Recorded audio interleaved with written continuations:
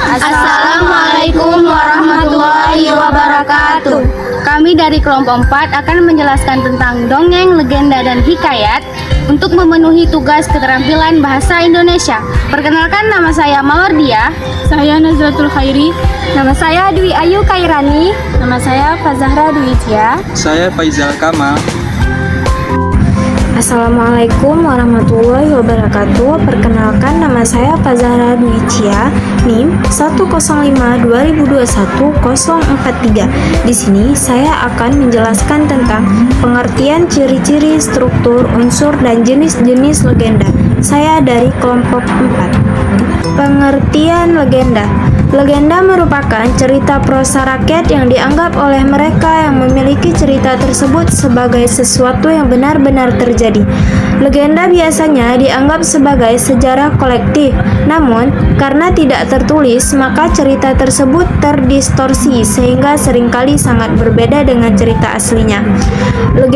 Legenda juga ditentukan oleh cerita rakyat yang dianggap benar, yang ceritanya berhubungan dengan tokoh sejarah dan juga dibumbui dengan sihir, kesaktian, dan ciri-ciri tokoh. Ciri legenda. Ciri-ciri suatu legenda adalah dipercaya sebagai kejadian yang benar-benar terjadi, sifatnya sekuler atau keduniawian. Tokoh legenda biasanya manusia, sejarah kolektif yakni sejarah yang sering mengalami distorsi karena berbeda dari cerita aslinya. Sifatnya migration atau berpindah-pindah, bersifat siklus, maksudnya adalah menceritakan tokoh pada zaman tertentu. Struktur legenda. Berikut ini merupakan struktur dari legenda. 1. Orientasi. Merupakan bagian dari awal cerita. Orientasi berisi pengenalan karakter, latar belakang, waktu, dan setting tempat cerita tersebut diceritakan. Yang kedua, komplikasi, yaitu klimaks cerita, berisi puncak masalah yang dialami tokoh dalam cerita. Yang ketiga, resolution, yang berisi pemecahan masalah cerita. Yang keempat, koda, bagian akhir cerita biasanya berisi pesan dan pesan yang disimpan dalam legenda. Jenis-jenis legenda. Legenda tersebut terbagi dalam beberapa jenis atau kategori. Berikut ini uraian lengkapnya. 1. Legenda keagamaan. Legenda keagamaan ini bercerita tentang agama tertentu. Contoh dari legenda ini adalah kisah Fili Sunan Kalijaga. Yang kedua, legenda kegaiban. Legenda kegaiban ini menceritakan kepercayaan pada hal-hal gaib. Contoh legenda misterius termasuk kisah Ratu Pantai Selatan Nyai Roro Kidul. Dan yang ketiga, legenda perseorangan. Legenda perseorangan atau individu adalah legenda yang menceritakan kisah tentang karakter tertentu. Salah satu contoh legenda individu adalah legenda Si Pitung. Dan yang keempat, legenda lokal. Legenda lokal adalah legenda yang menceritakan tentang peristiwa pegunungan, bukit, danau, dan tempat lain. Contoh legenda lokal meliputi legenda Gunung Tangkuban Perahu. Perkenalkan, nama saya Nazratul Khairi dengan NIM 1052021-029. Di sini saya ingin menjelaskan tentang dongeng. Dongeng adalah sebuah cerita yang tidak benar-benar terjadi, bahwa dongeng merupakan cerita rakyat yang fiktif atau khayalan dengan tema-tema yang imajinatif dan sering tidak masuk akal.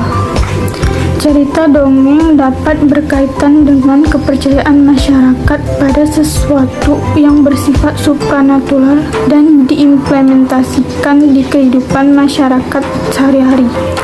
Biasanya dongeng melibatkan kejadian luar biasa yang membuat pembaca ikut merasakan suasana yang terjadi di dalam cerita. Kebanyakan cerita dongeng, baik itu lisan maupun tulisan, tidak dapat dikenali siapa pengarangnya. Hal ini dikarenakan banyak dongeng yang merupakan cerita turun-temurun dari nenek moyang. Maka dari itu, dongeng digolongkan sebagai sastra lama yang sudah ada dari zaman dahulu. Kemudian unsur-unsur dongeng, yaitu tema, latar, alur, tokoh, penokohan, dan amanat. Selanjutnya, jenis-jenis dongeng. 1. Fabel adalah cerita dongeng yang tokoh utamanya binatang, tetapi memiliki watak dan perilaku seperti manusia. Yang kedua, legenda adalah cerita rakyat yang ada di kehidupan masyarakat dan berhubungan tentang suatu peristiwa. Ketiga, mite atau mitos adalah jenis dongeng yang berhubungan dengan kepercayaan masyarakat terhadap hal yang tidak masuk akal. Yang keempat, sage adalah dongeng yang ceritanya mengisahkan tentang sejarah dan tokoh tertentu yang memiliki kebaikan, keberanian, kesaktian, dan kepahlawanan. Yang kelima, parabel adalah cerita yang mengandung nilai-nilai pendidikan, baik itu pendidikan agama, moral, atau pendidikan secara umum yang disampaikan secara tersirat. Yang keenam, jenaka atau lelucon adalah cerita lucu yang diperankan oleh tokoh-tokohnya. Dan yang ketujuh, dongeng. Biasanya dongeng ini memuat cerita, suka duka, dan impian seseorang. Baiklah, sebelumnya perkenalkan nama saya Dwi Ayu Kairani dengan NIM 105 2021 051. Di sini saya akan menjelaskan tentang ciri-ciri dongeng dan contoh-contoh dongeng. Selanjutnya ada ciri-ciri dongeng. Ada 10 macam ciri-ciri dongeng. Yang pertama, ceritanya singkat.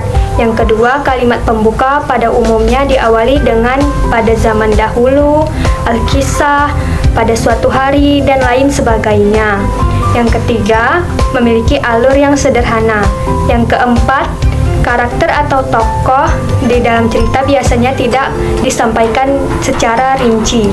Yang kelima, ada 2 tokoh berlawanan, yaitu ada tokoh baik dan tokoh jahat. Yang keenam, ditulis dengan gaya penceritaan lisan. Yang ketujuh, bersifat fiktif atau hayalan. Yang kedelapan, ada versi yang berbeda-beda karena cara penyampaiannya dari mulut ke mulut. Yang kesembilan, mengandung pesan moral yang dapat kita ambil sebagai pembaca atau pendengar. Yang ke-10, tidak diketahui siapa pengarangnya. Contoh dari dongeng-dongeng yaitu ada dongeng Tamblina, ada dongeng Kancil dan Siput, dongeng Semut dan Belalang, dan lain sebagainya. Saya Faizal Kamal akan menjelaskan sedikit tentang pengertian hikayat, jenis-jenis hikayat, dan fungsi hikayat. Hikayat adalah karya sastra lama yang berbentuk prosa yang mengisahkan kehidupan keluarga istana, kaum bangsawan, orang ternama, orang sufi di sekitar istana dengan segala kesaktiannya dan dengan segala keajaibannya, keanehannya, dan mukjizat sebagai tokoh utamanya. Secara etimologisnya, istilah hikayat berasal dari kata Arab haka yang berarti bercerita atau menceritakan. Jadi hikayat juga bisa dilihat dari segi historisnya, dari segi isi ceritanya. Dari segi historisnya memang sebagian besar ditemukan dalam beberapa bahasa Melayu, namun ada beberapa bahasa lain yang ditemukan seperti bahasa Melayu, bahasa Jawa, bahasa Persia, dan bahasa India. Dari segi isinya seperti sejarah, biografi, dan agama. Hikayat juga bisa dibilang seperti cerita sejarah, tapi di dalamnya terdapat hal-hal yang tidak masuk akal dan penuh dengan keajaiban. Dan sama dengan karya sastra lainnya, hikayat juga memiliki fungsi yang sangat berguna untuk kehidupan masyarakat seperti sebagai media pelipur lara, sebagai pejuang semangat gitu, sebagai hiburan. Assalamualaikum warahmatullahi wabarakatuh. Perkenalkan, nama saya Mawardiah dengan NIM 1052021035 dari kelompok 4 akan membawakan dongeng yang berjudul Anak Gembala dan Serigala. Dongeng Anak Gembala dan Serigala. Di sebuah desa, hiduplah seorang anak gembala yang bekerja pada seorang yang kaya. Tugasnya adalah merawat domba-domba milik majikannya itu. Sang majikan berpesan apabila ada serigala yang datang, ia bisa berteriak agar warga-warga bisa datang untuk membantu. Kegiatan sehari-harinya hanya mengembala domba di pinggir hutan hingga membuatnya bosan. Sambil menunggu, ia hanya bisa bermain seruling dan bermain dengan anjingnya. Hingga terbesit di pikirannya sampai dia melakukan hal yang tak terduga. Hingga dia berteriak, "Serigala, serigala, ada serigala di sini, tolong!" Mendengar teriakan tersebut, warga-warga di desa berdatangan menghampirinya untuk membantunya. Namun saat warga ke sana, ternyata mereka mengetahui anak itu hanya bercanda dan melakukannya karena bosan. Warga pun kesal lalu kembali ke kegiatan semulanya. Ternyata perbuatan itu tidak dilakukannya sekali, tetapi selang beberapa hari kemudian dia melakukannya kembali. Kemudian warga desa kembali mendatanginya dan dia tertawa terbahak-bahak, hahaha, dan itu semua membuat warga desa marah kepadanya. Pada suatu sore, serigala benar-benar datang. Dengan ketakutan, ia minta tolong lagi kepada warga desa, namun tak ada lagi warga desa yang mempercayainya. Ia berteriak minta tolong lagi kepada warga, namun tak ada lagi warga yang ingin membantunya karena sudah tidak percaya lagi dengannya.